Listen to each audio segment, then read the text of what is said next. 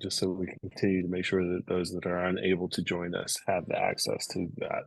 So again, I just lots of gratitude to our partners, also the keynote speakers and presenters, our planning team, the educators and education partners like yourselves who help to continue to make this possible. And of course, our children, our youth, and our families, right? We know that we are here to be of service to them. And without them, none of this would be possible. So we are thoroughly grateful for that. But I get the fortunate ability to just kind of go through a few things with you all before I get to pass the mic to another dear friend and colleague, someone else who is inspiring, not only to me but for our field. Um, just wanted just a gentle reminder that we're not done post our closeout. Right, there's still more to be had. There's still more to be done today. We have our virtual site visits. Representing from Region 2, we have Evergreen Elementary. Um, Also happening from Region 4, we have Golden West High School in Visalia. Um, funny story about Golden West. Is actually one of my high school rivals back in the day as a Hanford Bull Pup. We back in the day playing basketball, so nice to see them here still representing. Um, and then Com- Comor Kamomissouri Middle School. I probably butchered that, and I apologize to those kids for doing that and to the folks that service that. We're out in Richmond in Region 4, so those are some of the site visits that we have for later today. So I'm hoping that you all will stick around and join us for those if you can. And also, post that, we have a virtual escape room that'll be going down tonight. So there's a lot of fun things that are happening there. You'll get an opportunity to connect not only with us, but for those around that have come to attend this event. There'll be another opportunity for us to be able to connect. And before I go any further, I'm just going to take a moment and pause for the cause and stop sharing so that you all can see my face full-fledged. Just want to acknowledge a few things that have happened as the day has progressed, and so that you can pass these messages on or you can share them.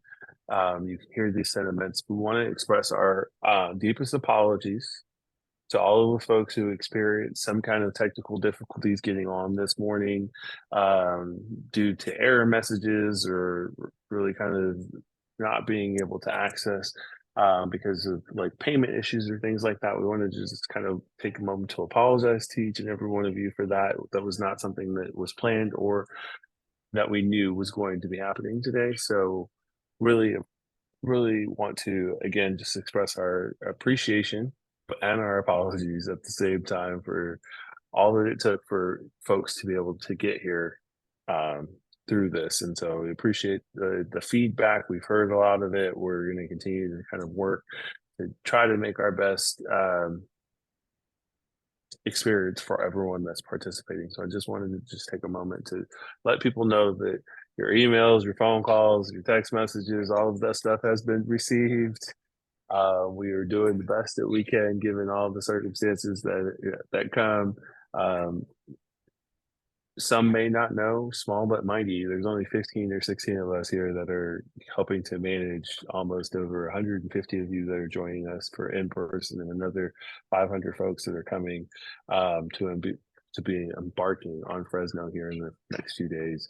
So we appreciate your grace. We appreciate your humble support and understanding as we continue to move forward. So just wanted to take a moment to say that out loud so that you all understand that we don't do these things on purpose. We don't try to make it harder than it has to. We really try to make these as simple and efficient as possible to try to make the experience good for each and every one of you. So on behalf of the planning team, the organization, and all that were involved, please accept my apologies and understand that we are so appreciative of having you.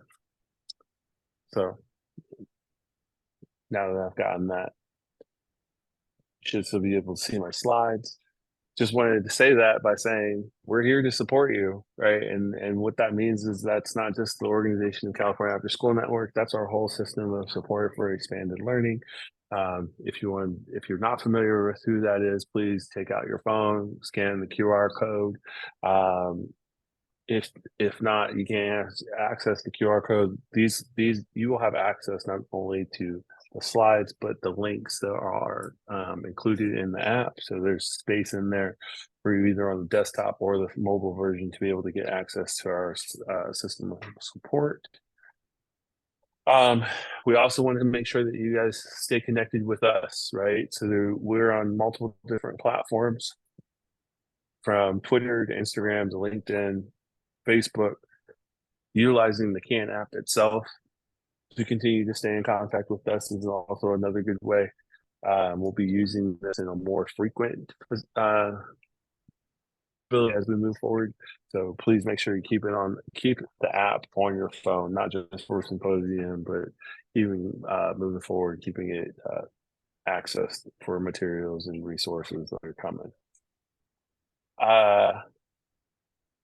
We'd love feedback. If you know anything about the California After School Network, we are in consistent, always CQI. And one of the ways that we're able to do that, and for those, I see folks like making that face like, oh, of course, CQI, yes, continuous quality improvement. We are all about it. How do we get better at getting better? And one of the ways, if we can't talk about it and go out and talk with you all about it, if we don't actually practice it ourselves, right? And this is our way to be able to do that. So please scan the feedback form, give us a little bit of input. Let us know what you liked. Let us know what you didn't like. Let us know what you want to see more of. Right? We really are here and do care to hear from you so that we can make sure that we continue to grow this, right? And provide this opportunity, because we know and recognize that not everybody has the opportunity to come wherever we are. And so we want to continue to offer these virtual symposiums, and we want to make sure that we're offering the right stuff to the folks that need it. So please make sure to just take a moment and provide your input, your insight. And if you don't even want to do that, just drop me an email, right? Like drop me or others an email and let us know kind of the things that you need. If this is not the form of communication that you would like to share, but believe me, we would love to hear from you. So if you can take a moment, drop some feedback. And with that being said, I now get the honor and privilege, as I did this morning, to introduce another pioneer who continues not only to do the work alongside of us, but as a great dad, as a great Sacramentian, and just continue to support all of the folks. He's never not had a friend, right? Or met someone that's not been a friend, and he and I have that in common. If you've ever been in a room with Jeff Davis, you know that he is instantly a man that needs to be around. So without further ado, I'm going to pass it over to my guy, Jeff Davis. It is a pleasure, our executive director for California After School Network, and look forward to hearing what you have to share with us today. And I believe you should have. Oh yeah, thank you. I was supposed to put that in there for. There it is. All right, Jeff, it is your show. All right, just making sure folks will tell me if you can't hear me, right? I'm going to say a bunch of stuff between now and 2 o'clock. But if you take anything from the words that I'm about to tell you, first, I hope that you'll take thank you for what you do each and every day, and that love is a research-based approach. And hopefully by the end of these remarks, you'll have a lot of grounding in what that really means.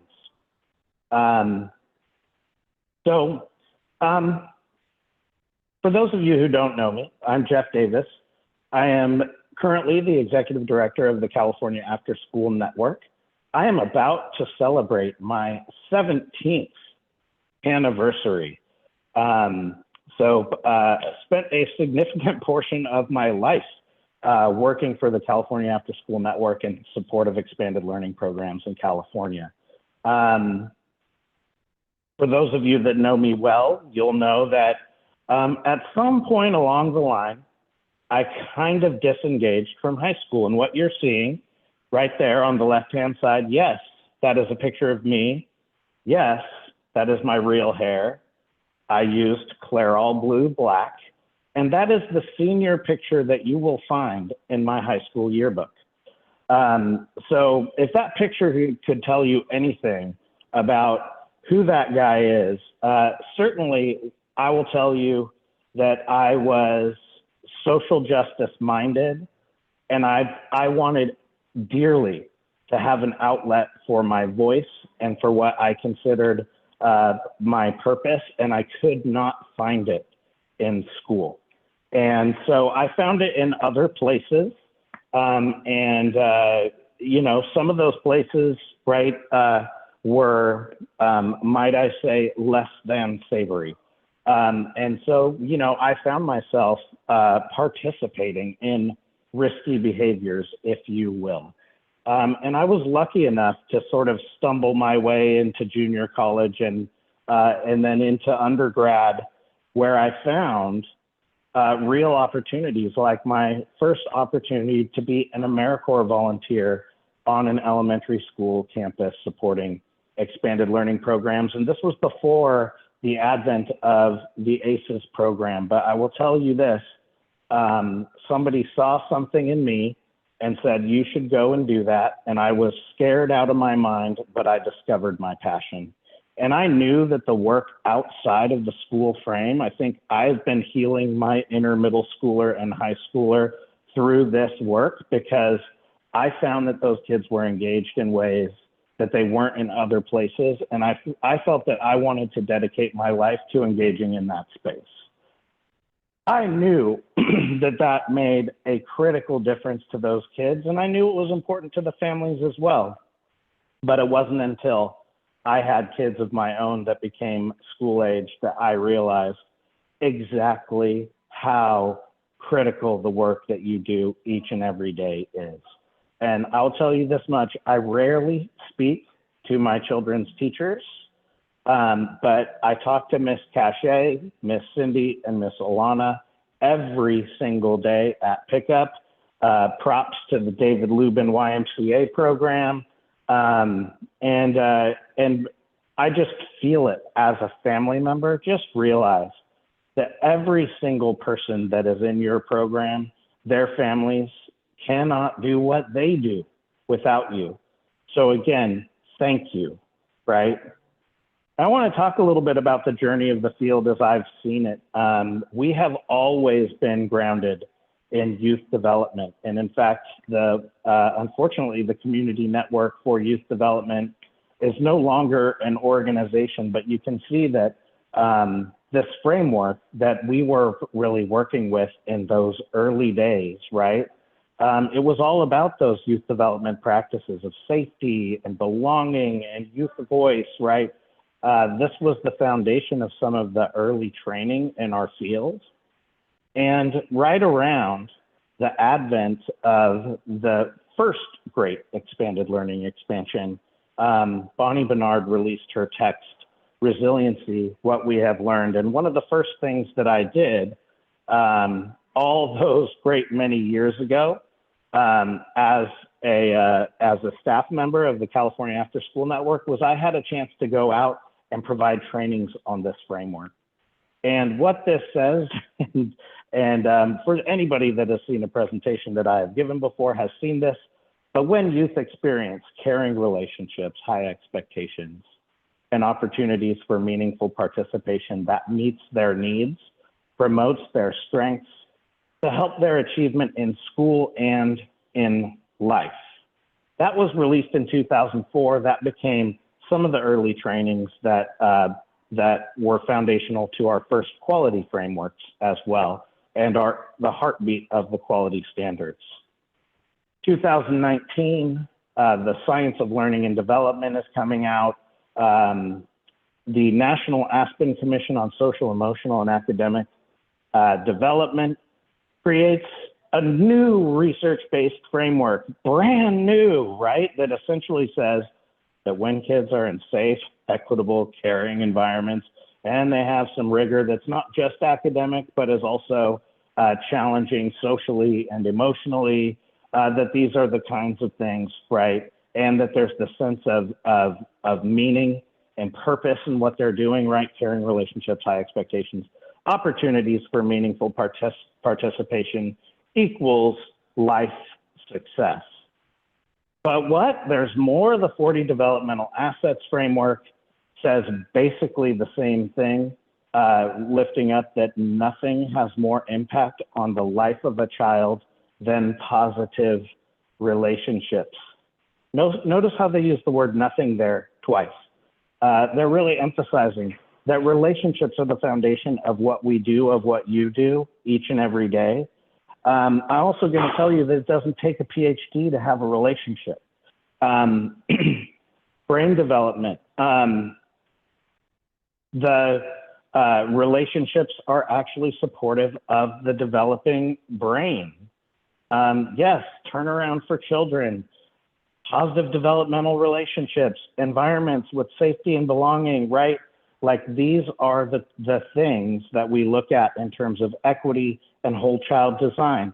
There are so many ways that you can say it. This is also in the quality standards. So just know that when you're working with the quality standards, you are working toward achieving everything that we know about what supports children and youth to thrive and succeed long-term in life. So just never forget that, right? Like you have a rigorous research base behind what you do and you throw it all in a blender. Love is a research-based approach. And right, again, you don't have to have a credential to love on a kid, but if you do that, you are supporting their positive development. Now, many years ago, I'm guessing this was about 3 years ago, I'm remembering a workshop that I did at Fresno Symposium, and we did this exercise called left column, right column. And on the left column, folks would write, okay, these are the things that the kids are doing that are really getting under my skin.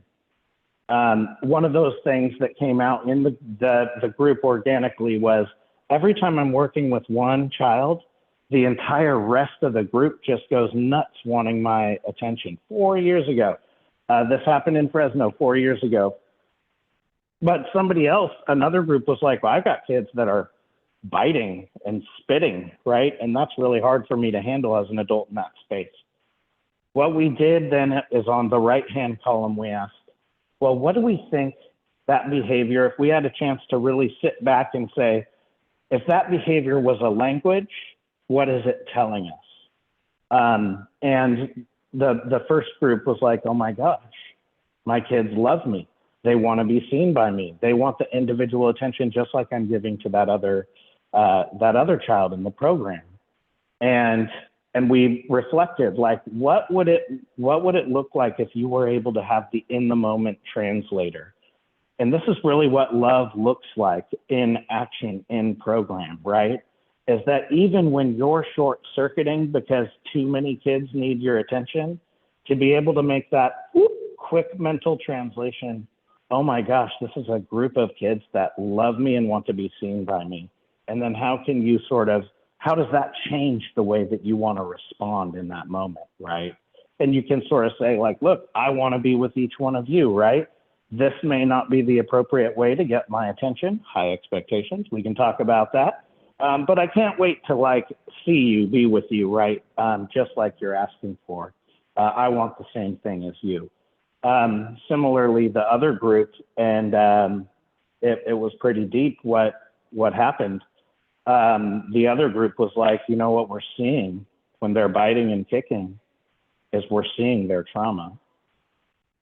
And if you were able to, in that moment, as opposed to react to the behavior, to react to what you see behind that behavior, that's true love for the students that you're serving. And that's the thing that we do each and every day. Love is a research-based approach.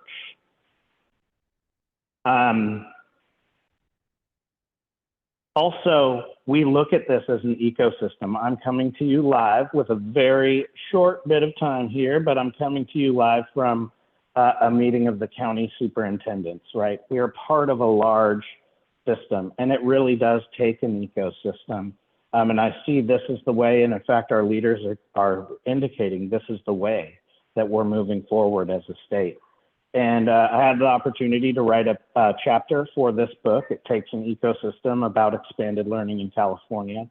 And the editor of this book has said often, right, like in this learning and development ecosystem, the youth worker is the keystone species, right? Without the youth worker, a lot of this falls apart. So again, just nothing but thanks for your work. And please know how important you are to all of it. And here's where we're gonna move a little bit further, right? Because we also have this opportunity to be a partnership hub for our community to support our kids and families even more. And this is the way that our state is moving into more integrated service through community schools and expanded learning and integrating mental health. And I think it's finally coming due. Many years ago, we came together and said, you know, our systems would be much better if they focused and centered on youth and families and collaborated across systems to make that work happen. So we have an opportunity in California right now. Our state leadership at Department of Ed and even Department of Healthcare Service and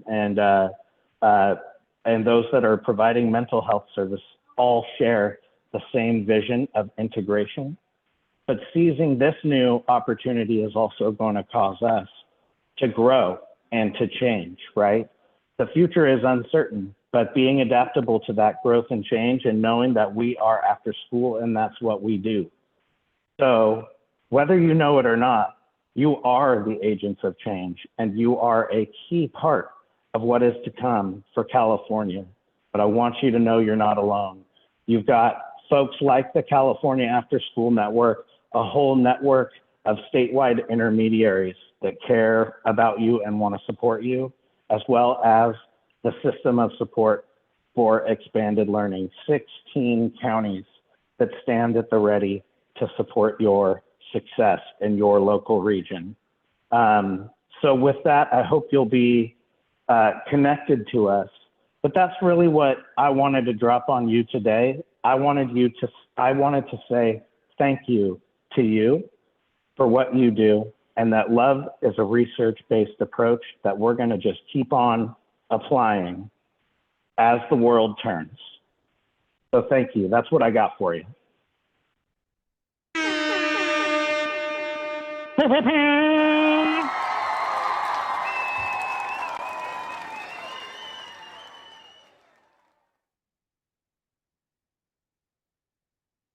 And on time.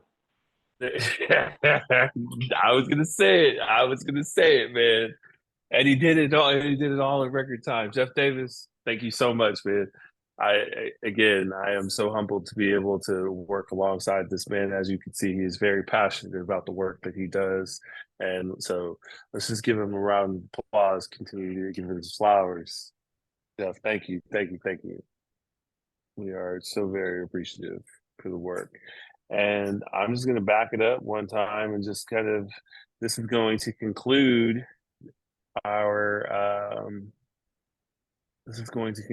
this portion of this year's virtual symposium.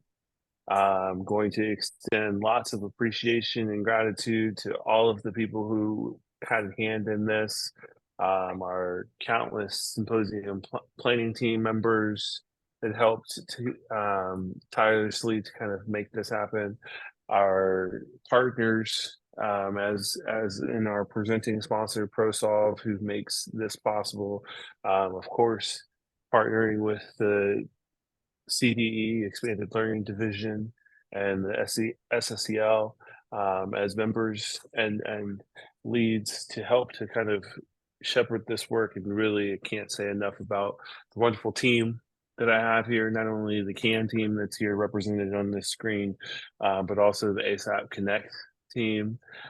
We are so very grateful for the work and effort and support to work alongside another organization as if we are one.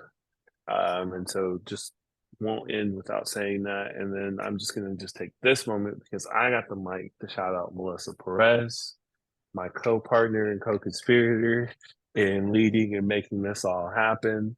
You all have received countless emails or text or any other things, and I'm just going to spotlight her one time for the good time.